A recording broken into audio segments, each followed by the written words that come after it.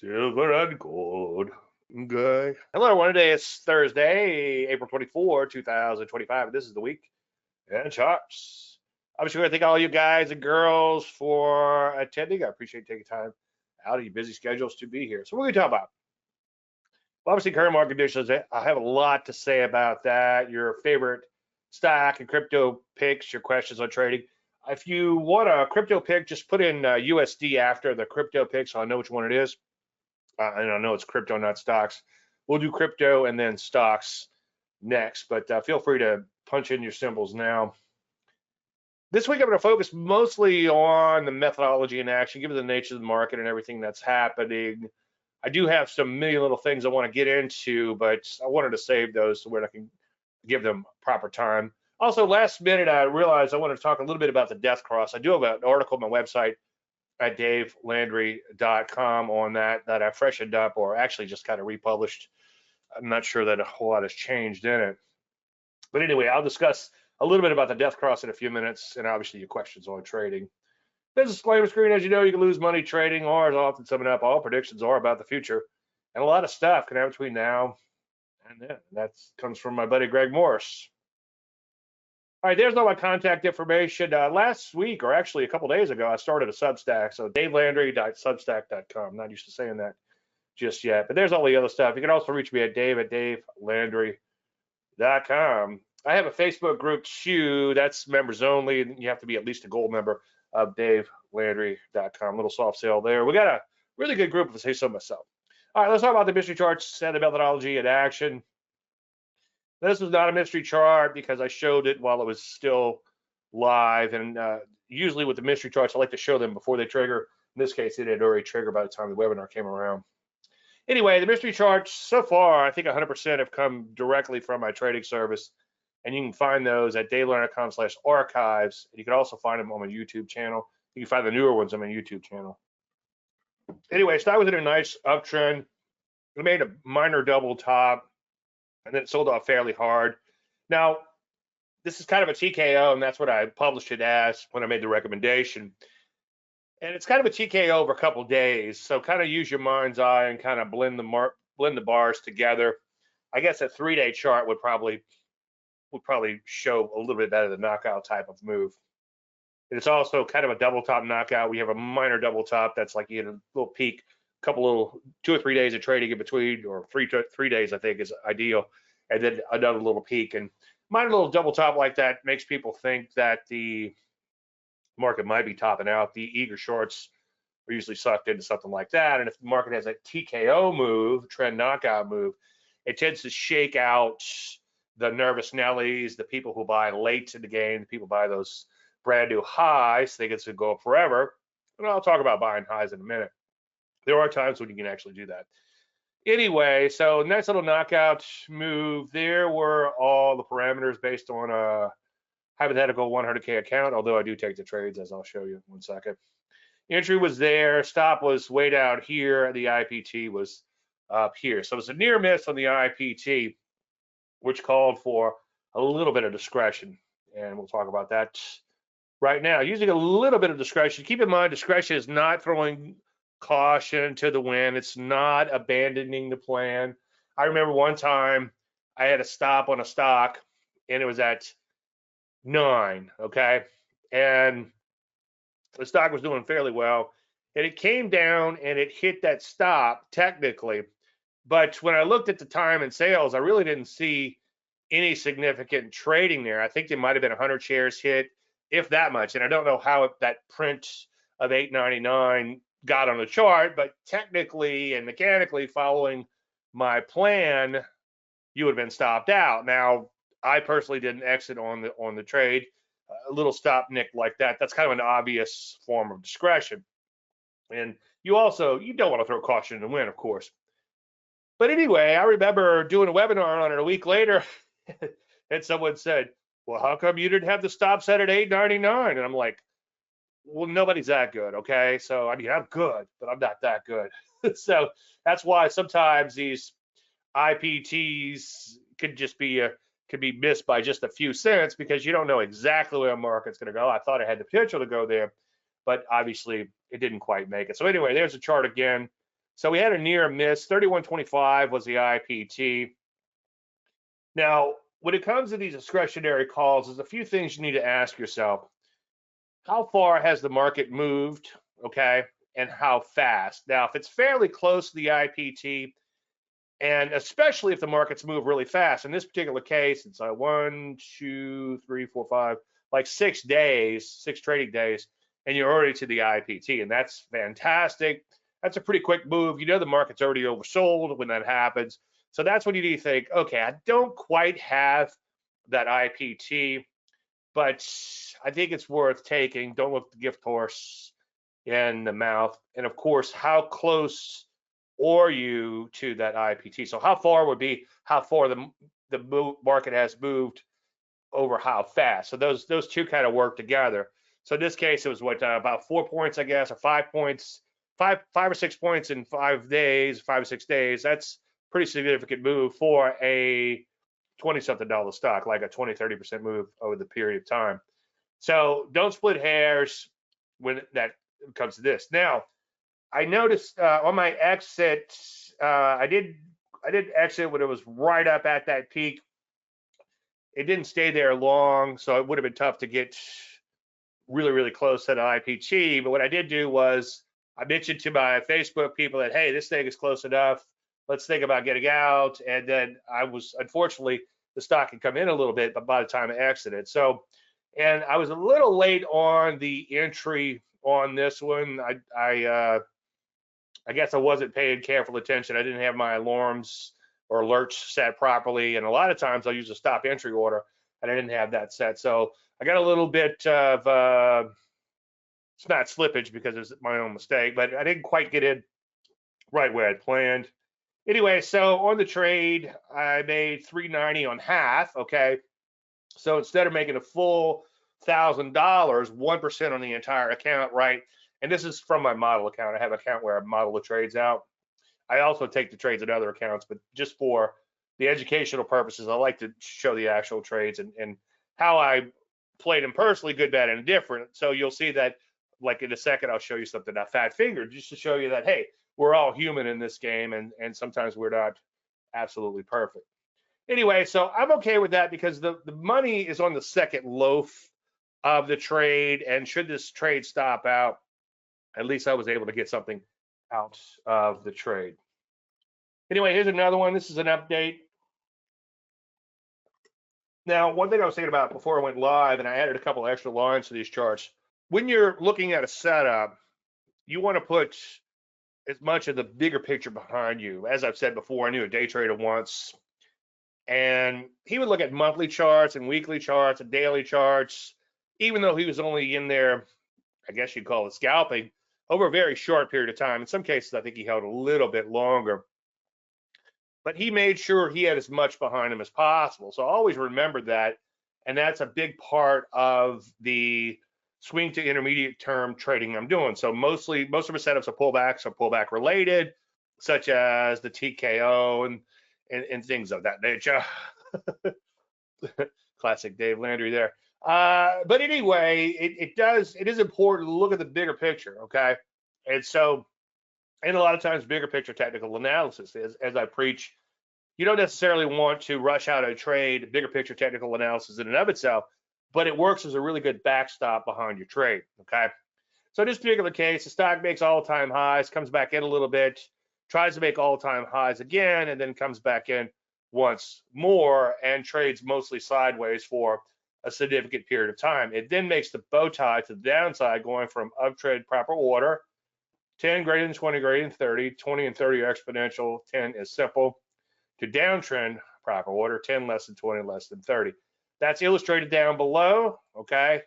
Now always look at your charts, even if you have the best indicators in the world like I do. Make sure you're looking at your charts. So you can see the bow tie was a little bit sloppy, but that's okay. I called this one a first thrust. And first thrust is when you have a sharp thrust down, especially after it kind of tops out like this one did. Now remember, and I don't want to talk too much about this because I think I say it every week, but my brand of technical analysis, the way I look at technical analysis, is you're looking at the charts to read the psychology of the market players, okay? So at brand new highs, everybody's happy. When the market begins to drop, those persons, those people who bought at those new highs are beginning to lose money. And then the further it drops, the more you go back in time, people like back here, for instance, are beginning to lose money. So that's a lot of trading and a lot of people possibly looking to get out of the market. Now, a lot of times people won't sell on the way down. This is something I was talking about not that long ago. What they'll do is they'll wait to see if the market rallies.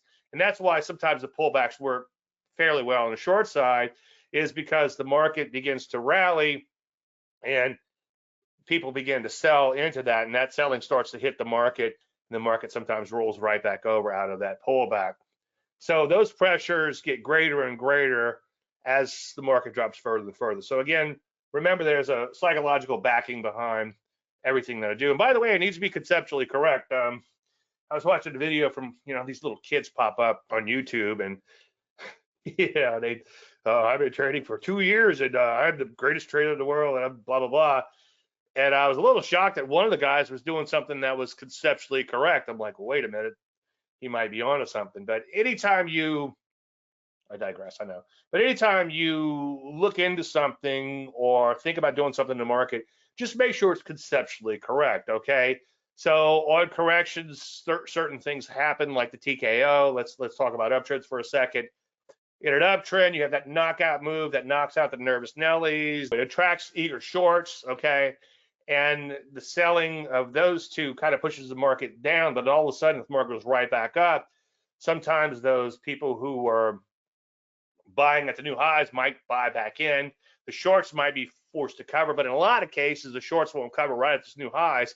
They'll wait to see if it keeps on going, and they might get squeezed out much further. And that's how these markets sometimes go parabolic. Anyway, I didn't want to go into a conversation just about TKOs, but I want you to understand that it's the psychological backing in the bigger picture technical analysis that's very important when it comes to trading. Anyway, entry was there, stop was up here.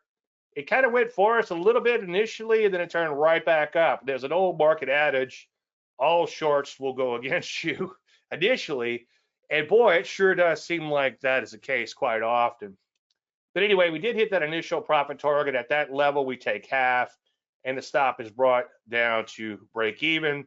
In this particular case, because the market dropped a little bit further, we did drop the stop a little further, and we got stopped out on that one on yesterday. Or yesterday, I should say. Actually, it was the day before. Anyway, this is what it looked like. That's the first loaf. And the second loaf, unfortunately, we only made a little bit of money on that. Now, in an ideal world, that second loaf runs for a long, long, long time. Maybe the CCL right here, which we'll talk about in 1 second, which is looking a little bit better in the second loaf, that one might pay off. So you're trying to, as I often say, you're trying to catch that initial profit target, and that keeps the lights on. And you have to, no matter what type of trading you do, I'm a firm believer in the fact that you must position yourself for the potential for longer term gains. In fact, the secret to trading, if there is one, is establishing free positions, because sooner or later, one of those free positions, free rolling, as we now call it, could turn into the mother ball winners. And that's what we're playing for, those occasional outliers. Anyway, here's the options trade. I'm not going to spend too much time on this because we talked about it in weeks prior, and I found I got myself pretty confused when I tried to relive all what I did here. But the bottom line was two things. One, you can buy deep in the money puts as a substitution for stock. So in this particular case, in order to short 200 shares, I would have to put up $15,000 of margin, okay? And in this particular case, I was able to get a couple of options for $930. So my risk went from 2% to 1%. Now, it's a little bit more complicated than that because you got to roll down, you got to roll out. There's all kinds of other things. And as I say, options, lots of moving parts. The other cool thing that I think is cool that I was able to do is before I put up that $930, I noticed that these slightly out of the money options were only trading for 25 cents, okay? That's $25 a contract because it's 100 shares. And I figured before I put on my deep in the money puts and put up a $1,000, round numbers, I would take this little trade for $50, okay? And you got to be careful, I know, because you can't get a little bit pregnant, right? But I figured that at $50, okay, if it doesn't work out today, I could sweep it under the rug and then figure out my positioning. And fortunately, it did work out, and I forget the math. I think it was $140 if we add all that up for a day trade. So that kind of helps to, and again, keep the lights on. Now, there were lots of other things in here like roll downs and all, and the spread experiment I talked about last week. Spread experiment, it worked, but what I didn't like about that was I wasn't sure what to do as far as like hope, not that you should base your trading on hope, but it's like, well, what do I want this position to do?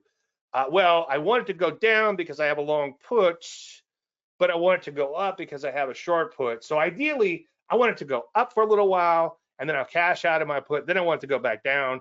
And before you know it, it's like you're wanting all these different things, and you're putting yourself into a state of regret, a potential state of regret, or state of confusion, however you want to look at that. So not a good thing. And then I did some fat fingering on one. Fortunately, it only cost me literally $5. And rollouts and exits. Now, after all, I did all this stuff. I still have one put left over. So even though we're stopped out on the outright position, I have one put left over, and we'll see how that works out. It's going to expire in a couple of days. There's all the trades if you want to take a look at them. And again, if you go through last week's, or it was 2 weeks ago, weekend charts, I went through, I think, nearly all of that trading, explained how everything shook out. So a lot more stuff that. But anyway, the main thing there to know is options as a substitution for stock, especially on the short side, can work out nicely. Now, can being a keyword in that sentence, I would imagine now that the implieds have gotten so out of control, it's going to be a little bit harder to make it work. But if you go deeper to the money, some of that fluff, so to speak, the extrinsic value should come off of the options. All right, here's the mystery chart. Here's the mystery chart follow-up. And again, like I said, right before we went live, I drew a few extra lines on the chart. Now, just real quick to back up for a second, we've got the proper order illustrator down below, and it's nice and green here, okay? It looks fantastic, but you also need to look at the chart. What's the chart doing? Well, you can see the chart begins to lose steam. It did try to make a new high here, then it came back in, and the net move is nil to negative. So it really wasn't doing so hot, okay? Then it shoots up to all-time highs, like, okay, well, maybe it's breaking out again, and then nope, it rolls right back over, okay? So once again, you've got that bigger picture backstop behind you, that bigger picture technical analysis backstop behind you. The market is rolling over, making a big top. That's further confirmed by a bow tie.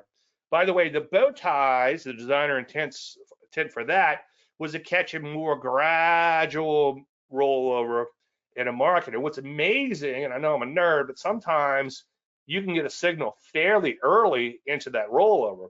Now, if you're into classical technical analysis, obviously this looks like a bit of an inverted saucer and handle or inverted cup and handle. And that's, again, bigger picture technical analysis working for you. Anyway, entry was here, stop was up here, IPT was down here. When the IPT is hit, we bring the trailing stop to break even on the remainder. So barring overnight gaps, which do happen, unfortunately, but barring overnight gaps, the worst you could do is break even on a trade. And now you're free rolling, so to speak, and you have the potential for a longer term home run. And that's where the money is. Anyway, the stop has been trailed down a little further. And just by the way, I don't know to say this quite often, but on that second loaf, that trending loaf, which hopefully turns into a longer term trend, you begin to loosen that stop up over time to ride out deeper and deeper and deeper and deeper corrections, okay? And a lot of times it's by doing nothing. Let's say the market moves 25 cents in your favor. Well, you just leave the stop where it is, and now your stop is widened by 25 cents. I call that keep the change. The other thing that I often do, let's say a market moves $3 in your favor, which is great, right? Instead of moving that stop down $3, I might only move that stop down $2 or up $2 for longs, obviously. And I call that gaining ground. So you're gaining ground. You're not gaining ground on a 1-for-1 basis, but you're giving it more and more wiggle room to possibly correct and keep on riding. Now, I've ridden out some ugly corrections, and then the market has turned back up. Fortunately, I've also ridden out some ugly corrections and gotten stopped out. You kind of have to take the good with the bad. When that happens, as I often say, all trades will eventually end badly. You have to look at how much you made on the trade and not how much you lost, so to speak, on the drawdown. So drawdowns are open profits, and I've said this quite a bit too. Dennis and Eckert, and I think it was Dennis, and it was one of the turtle books, and I want to say it was written by Fate. Well, that's the only turtle books I've read. That's the only one I'm only going to read a book about somebody if they were actually part of the program. That's kind of my feeling on those turtle books, as opposed to the people that try to capitalize on what they did by writing books about them. Anyway, that's a whole nother story there, and I'll probably get myself into trouble if I express more feelings. But anyway, long story endless, it was Curtis Faith that said Dennis treated open profit drawdowns a lot differently than just flat out open losses. So if you had an open loss in a trade, he would look at that pretty hard, like, okay, why are we not getting out on this? Where's your stop? Did your stop get hit? What's going on? And he put the trader under a lot of scrutiny. But if you had an open position that you were making tons of money on and it drew down significantly, as trend following will do, and that's one of the parts. That's one of the things that they don't tell you in the brochure, right? That occasionally it sucks, but it does happen, and that is part of the game. And that's why you can see in this case here, the open profit drawdown, if we hit this stop, would be significant. Go back to that TPR. That was a lot of money to give up. And believe me, that kind of sucks, right? But it comes with the territory. And if you're going to catch any longer term trends, okay, you have to be willing to give up some open profits. Anyway, so there was $1,000 on the first loaf, and that's based on a mark to market on the second one. So not much more than $1,000 so far. Let's just see how it all shakes out. Okay, now, as I was putting this presentation together, I got to thinking something I hadn't said in a while.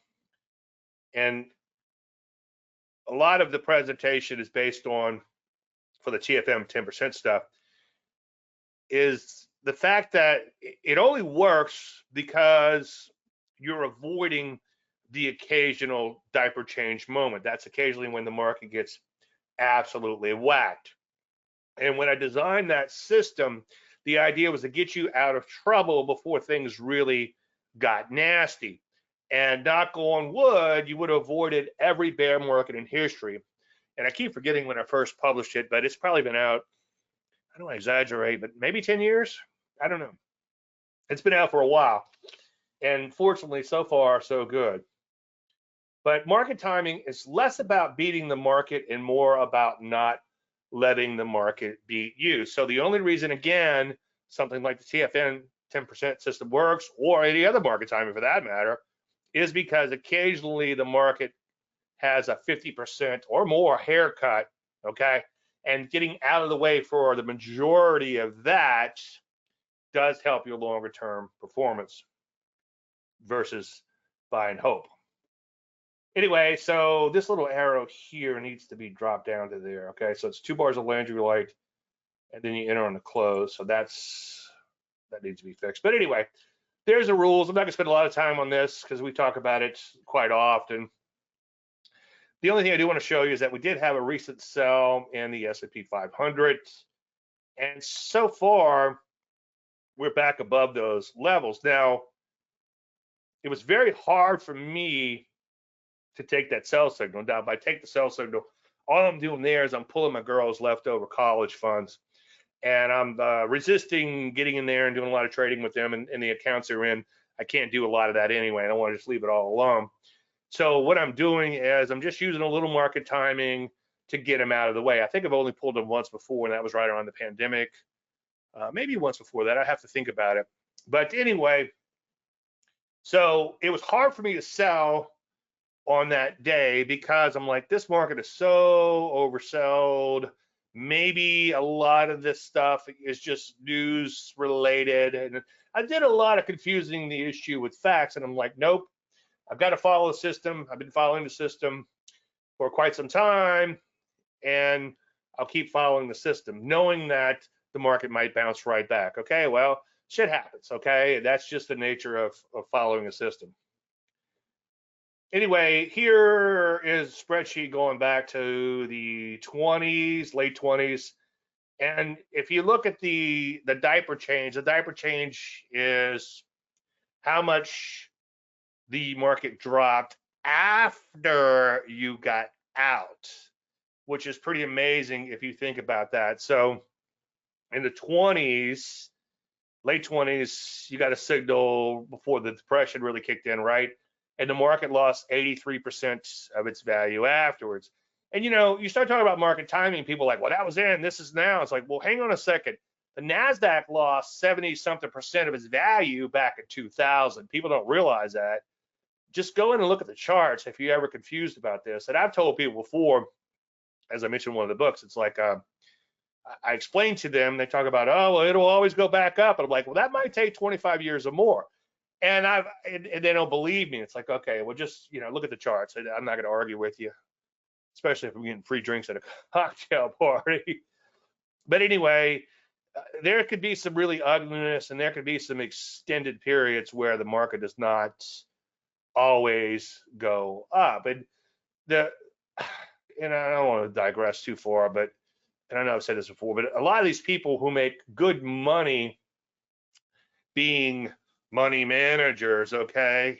Because I talked with a friend of mine a while back. He had another friend of his that was a money manager. He's like, okay, we're gonna put you in this or whatever. And so he gets his portfolio, and he thought it would be like all this stock picking and all these things going on. And they just put him in some fun and forget about it. And his friend has moved on to find more clients. So they're more asset gatherers, and God bless them. But I think the reason they can have decent careers and retire, is because you could have a pretty good run. You could have that 25-year period where the market goes higher. And by the way, I saw someone recently, and maybe he's got a good argument. I don't know. But his argument was there's never been a 30-year period where the market wasn't higher than where it started. I'm like, okay. So his point was that if you had a young person, kind of like my daughters are, they're still pretty young, maybe I should just leave them in with the buy and hope. But the trader in me won't let that happen. And if you think about it, how many 30-year observation periods do you really have from a statistical standpoint? I don't know a lot about statistics, but I do know, well, I know statistics are worthless. 75% of all people know that, but I think that's Bart Simpson. But anyway, I don't think that's enough observations. If you observe something, once or twice, that's not necessarily observation of everything there is. My parents were kind of like that. If something happened to somebody once, then it was like, okay, we must, that could happen to anyone or whatever. It's like, well, it could, but the odds are pretty low because you just have one sample you're looking at. You don't have a bigger picture sample to look at. Anyway, I don't think the sample size is big enough, is what I'm trying to say. Show you how little I know about statistics. But markets aren't normally distributed. We have these so-called fat tails. That's why statistics don't work in markets. Anyway, you can see pretty serious diaper changes in here, 20, 30%, 40%. And then we had 44% and then 52% in the last couple of bear markets. The pandemic, now the pandemic signal, if you look at that signal, it got you out, okay? Like here, the market dropped hard, okay? And then it came back up and got you back in here. So it actually got you back in higher than it got you out. So technically, right, that was a whipsaw. That was a wasted trade there, but not so much. As I've said 100 times, I had a friend of mine, and he was near retirement, and it was killing him every day that market went down further and further and further and further.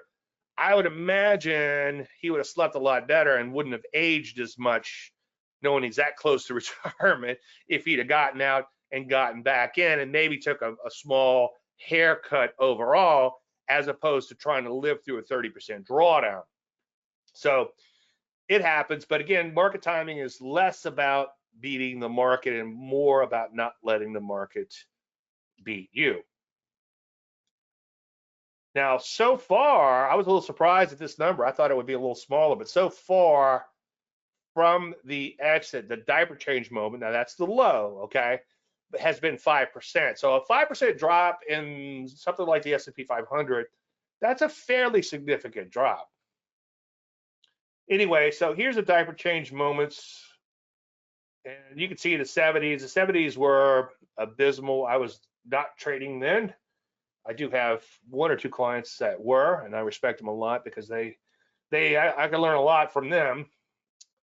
Anyway, you can see that's crash of 87. And again, every single bear market would have gotten you out roughly at about 10%. Now, this last little signal, the losses were a little bit more than 10% because of the way I did the research on a calendar basis. So you don't exit until a Friday, which that might bite me down the road. But I didn't want to change a system during the heat of battle. As Greg Morris says, that's the worst time to change a system. So far, so good with the system, so I'm continuing to follow it. There's a 2000 bear market, and there's the 2007, 2008 bear market. You can see the market drop 50-something percent, 55%. And that's for a 50-week high. If you go back a little further, it might actually be a little worse. So that's pretty ugly. And again, anything above this 10% for the most part, for all intents and purposes, you would be out of the market given the system. That was kind of the whole idea. And then we had a little spill back in, was that 2019? That was the COVID one. And it doesn't look like it, but if you look down here, you can see that's a 30% drop-ish, okay? And that's a significant drop. To lose a third of your money over that short a period of time, especially if you're near retirement, that's not a good thing, right? Now we're with the question mark, okay? How far will this signal go? I hope it's a whipsaw, okay? It might not be though. So this was a signal to cues. Again, we talked about this ad nauseum, so you can go back and watch the weekly charts on that. Now this one was kind of cool because it gave us a little bit, this is kind of like the designer's intent. I want to be out right around that 10% line, okay? Now my whipsaw filter, the 50-week moving average, can sometimes muck that up a little bit, but it does often keep you from chasing your tail by getting out and then getting right back in. But anyway, this one's held a little truer to the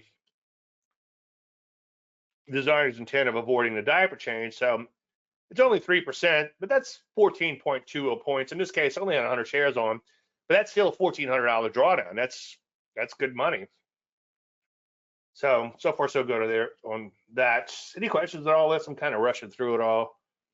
All right, the Landry 100, I'm simply just buying stocks as they're making new highs. Unless you're in an inefficient market like crypto and everything's going straight up, I would recommend you not just buy new highs, or if you're going to buy about 100 of them, okay? And we haven't fully fleshed it out, and I don't know if statistics, again, would be valid, but maybe there's a number smaller than 100 that would be big enough to make this work. But I figure with 100, you only have 1% in each stock, so if one of them blows up, as they occasionally do, not a whole lot of harm is done. But if you're only doing a few of these and they blow up, then you're in a lot of trouble. And I think with 100, it guarantees that you occasionally will catch a home run. So even in this crappy market, this little biotechnology, okay, again, we're buying at brand new highs.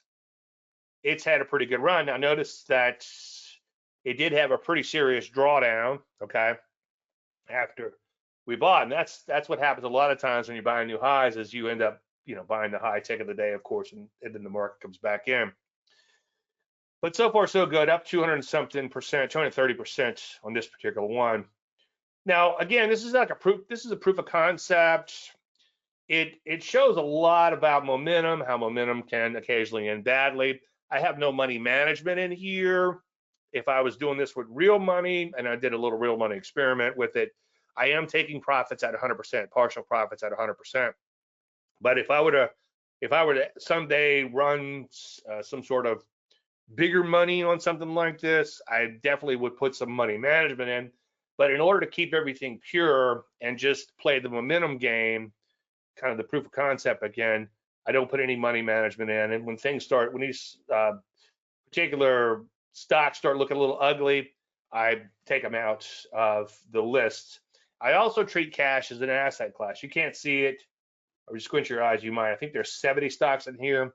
So as they're stopping out, I'm not finding as many new stocks to go in. And so the list is beginning to become smaller and smaller.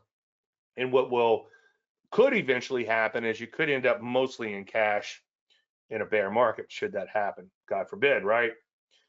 Anyway, another cool thing about it is you can see gold stocks, okay? Well, what's hot lately? Gold. About the only thing that glitters is gold, right? Lately, at least. There's some defensive stocks in there, such as beverages, some kind of boring. You know, it's like, oh, I don't really want to put like a Coca-Cola or whatever in here. But it's like, well, that's the only thing that's going on. Let's just continue to follow the little idea here and see what happens. And then there's a couple of biotech stocks in here. And biotech sometimes is one of those areas where they can have some sort of excitement in the sector in individual issues, especially, not so much the overall sector, which is not performing well. We'll take a look at that in 1 second. But there can be some excitement in some of these companies, and they can trade contra to the overall market. And down there's some grocery stores, something you probably won't get rich on trying to trade, but it's the only momentum that's out there. Now, one thing I would caution you, and I know I'm showing you this momentum list, one thing I would caution you on is playing the relative strength game, unless it's something like a crazy biotech, like the TOI, it's going straight up, or gold stocks. But in general, you want to be careful chasing relative strength in a down market like we are in now. Anyway, just a few random thoughts we talk about each week. Random thoughts would be momentum ends badly. Relative strength in a bear market is okay, but they eventually will find you. So those grocery stores and those defensive stocks in here, I'll probably eventually be taking them out at a profit or a loss. I don't know. Maybe a loss. You know, that just, it seems like it happens. But something like gold possibly can run a lot further, especially if the bear market continues. Again, it's a great way to see money flows, and cash is not trash, and that's why I treat it as an asset class. That kind of rhymes, doesn't it? Anyway, we had a recent loss in the S&P 500, and also the Qs, and also the NASDAQ, and we can look at those on live charts. Death cross is just simply the 50 dropping below the 200-day moving average. Media gets all excited for the death cross. It does have some merit, but it doesn't have merit as far as a mechanical system testing out. So the golden cross would be 50 coming back above. So if you bought and sold based on the crossings of the 200 and the 50, and I think Rob Hanna, I talked to him a while back on this, is a very slight edge. It's not a tradable edge. It's like a 4% edge, not worth it trading. However, with any momentum indicator like bow ties or the TFM 10% system, as far as getting out of the market, Landry light, and all these other great things, the magnitude of what can happen based on that momentum indicator can be substantial. So I put the diaper changes down below here so you can see how far the market has dropped from its peak. Now, the death cross wouldn't have gotten you out. Might have been a little late to get you out in something like the pandemic or whatever, because of that's such a spike lower. And I'm not saying use a death cross for timing. My point is that it's the magnitude of what can happen below that death cross that's important. You could have a 50% haircut or more below that, or any other type of momentum indicator. So obviously, we have the recent death cross, and we don't know where that's going to take us, but it's worth noting. All right, let's shift gears and hop into crypto. So we take a look at Bitcoin, okay? One thing interesting in Bitcoin is that we do have some Landry light developing. I'm gonna get it set up in the background for you so I can flip it over or maybe merge it in. Let me see if I can merge it in. Let's see if this will work. Oh yeah. All right, how cool is that? So we take a look at Bitcoin, we take a look at the Landry light, which I'm kind of amazed at how great it is. I know I'm a nerd, but it's just a cool thing. And the 30 EMA has become my favorite exponential moving average. I know you want to party with me. One thing's interesting is we are getting some Landry light lows greater than that 30. So we got 1, 2, 3, 4, and down here you see the number 4. So it's 4 bars of Landry light. As a general statement, you never want to buy a market when it's below the 30 EMA. If I get hit by a beer truck tomorrow, make sure you write that down so you remember that. But you can see, for the most part, Bitcoin's been below that 30 for a long time, and it's lost a significant, about 25, 30% of its value during that time. But now it's beginning to improve. Now we do have a lot of overhead supply to deal with, okay? Overhead supplies where people bought above the market, okay? So all these people might be looking to get out at break even. We'll see. So it is improving. I wouldn't rush out and buy Bitcoin just yet. I'd like to see it clear this overhead supply. I think now, especially, you have to treat Bitcoin more like a mature market as opposed to a less efficient market. Now, the one thing that I'm kind of excited about is that early on, my hope, I know hope in one end, you know the other, but my hope was that Bitcoin could trade contra to stocks. So if stocks are going down, maybe we could buy some Bitcoin because it's going up. Okay, it could be like a flight to safety type of market. That didn't happen. There's been a strong correlation between Bitcoin and stocks, and I thought that was kind of an interesting thing. But hopefully they can decouple, and we could treat Bitcoin independently, kind of like gold right now. It's decoupled from stocks because it's acting a little bit differently. People are in general like, I don't want no stocks, you know, but I wouldn't mind a little gold. Maybe a gold stock would be all right, right? So I think Bitcoin is finally seeing the light. I don't know. We'll see. It's a little early to start kissing each other just yet, but it's definitely improving. Let's take a look at Ethereum. Ethereum has been absolutely abysmal for a long time. There's even plenty of, I saw a meme this morning just on that. But you can see the Landry light there has been ridiculous. In fact, if we take a look at, well, let's take a look at Ethereum outright. ETH.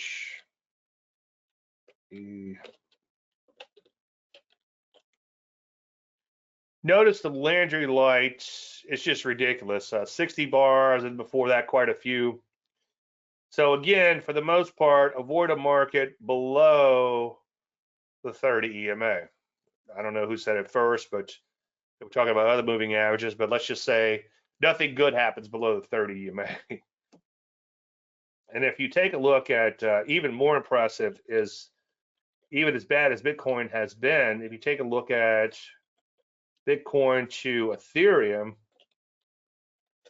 you'll see that Bitcoin has done exceptionally well. Look at the Landry light here, okay?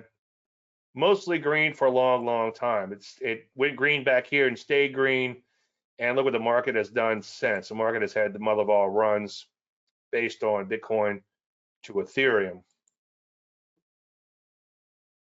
Now, it's normally Ethereum to Bitcoin, so just the opposite, obviously, but look at the, so this means Ethereum is dropping and Bitcoin is headed higher based on the ratio, but maybe Bitcoin can also not be dropping as much as Ethereum too.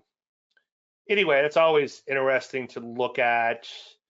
Now, as I've said quite often, in an inefficient market like the shit coins, okay, sometimes you could just go in and buy the strongest pairs, okay, but make sure you have some technical analysis behind you when you do that.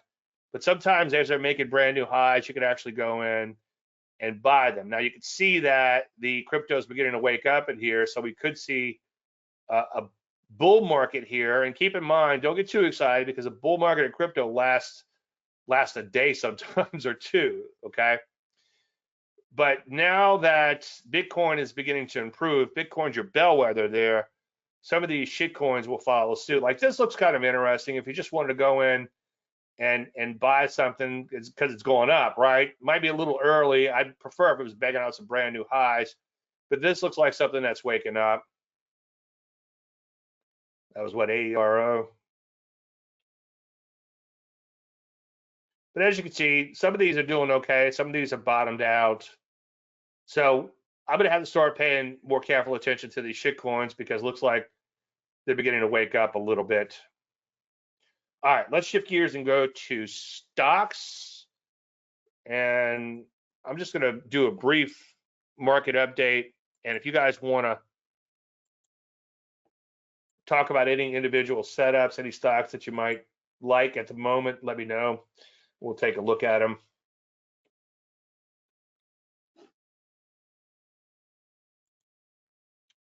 Now, the bottom line with stocks, let's take a look at the P's and L first, I guess, before I get to that. But the bottom line is most are headed lower, okay? Throw a dart is what I've been saying quite a bit. S&P 500, okay day so far. There's your death cross, okay? So death cross happened right there. Let's make sure the 50 is less than, yeah, okay. So that was on the 14th. We had the death cross. So let's see. Yeah, Jeff, we'll take a look at that. Let's see, make a mental note of that, or an actual note of that. Let's see what the magnitude or the diaper change moment, so to speak, is before the moving averages cross back up, before we have the golden cross. But anyway, it's hard for me to get excited about a market that looks like this. You got a big old fat thrust down, you got a big old retrace up, and we're not even above the 30 yet. Now, I know we got to the 30, okay, but we're not even above it. I haven't stayed above it just yet. So it's hard for me to get excited about a market that looks like that. Bigger picture, that looks pretty ugly, okay? But we'll have to wait and see. And trend following is not trend predicting, and people get confused with that. And when they get confused, I say, look at the words, trend following, okay? So we're following the trend lower, and at some point that trend's going to end, the market's going to go right back up, right? Technically, eventually, right? Might take 25 years, but yeah, it'll go back up.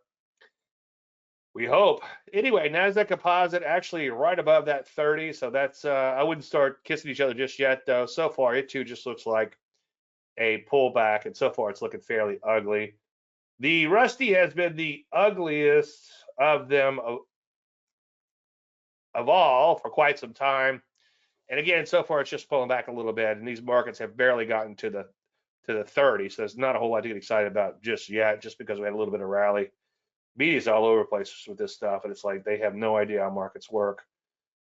Anywho, gold, the commodity, again, one of the only areas out there that glitters is gold. It's a Burrow Lives market. Silver and gold. Anyway, decent day in gold today so far. Longer term uptrend in place. The moving averages are pointed higher. You got uptrend proper order. And take a look at the Landry light on the 50, Landry light on the 30 EMA, and other EMAs. And you've had Landry light longer term on a 200 simple moving average going all the way back to 2023. Okay, this is a testament for trend following right here. Okay, when it works, there's nothing better. And the only way to make money in the market is to capture a trend. Unfortunately, it doesn't always work this well, obviously. If it did, you'd never see my fat ass again. Actually, if it did, then there'd be no more markets. Gold stocks have been looking a little bit better than gold in general. Or I should say, at least a while back, gold was looking better than gold stocks. Now gold stocks have caught up. Gold stocks have leverage. If you think about it, let's say their cost to produce gold is $2,000 an ounce, and gold goes up to $3,000 an ounce. Well, as long as their costs don't really go up too much, or maybe just slightly incrementally, they now make 50% more per ounce of gold they mine.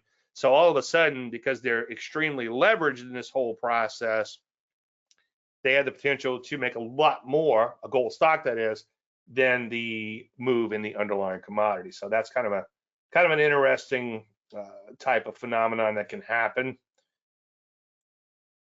As I've been saying again ad nauseum, throw a dart. Most areas look pretty ugly.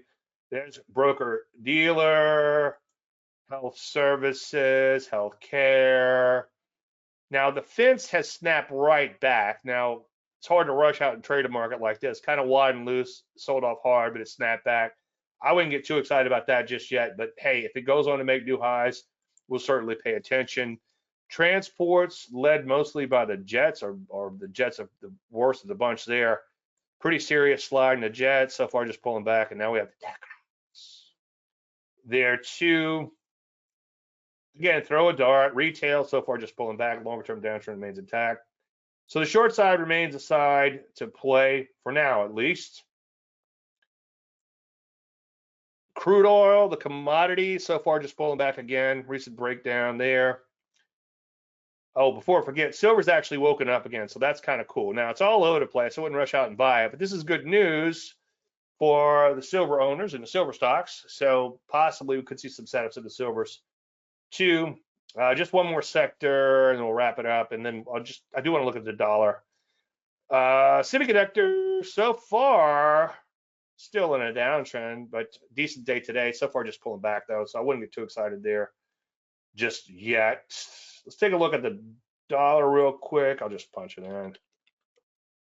Dollar is looking ugly. Now, keep in mind, intermarket technical analysis begins to play a little bit here. As the dollar drops, it's going to help commodity prices go higher, okay? And that's helping gold in part, okay? So it's almost like I sound like Mr. Mackey. Good. I haven't watched South Park in a long time. I think I stopped watching it when I got married because, you know, my wife had a child, and you can't watch South Park with a child around. Anyway, but dollar down, gold up. That's an intermarket relationships. One of my clients, the guy's been around since the 70s. Again, you can learn from these guys that have been around. Was basically saying that the weak dollar is putting pressure on bonds.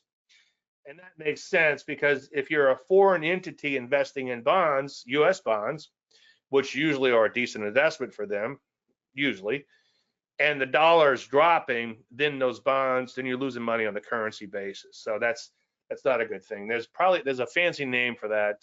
Anybody know the fancy name for when you're losing money on the currency in your foreign investment? I don't know.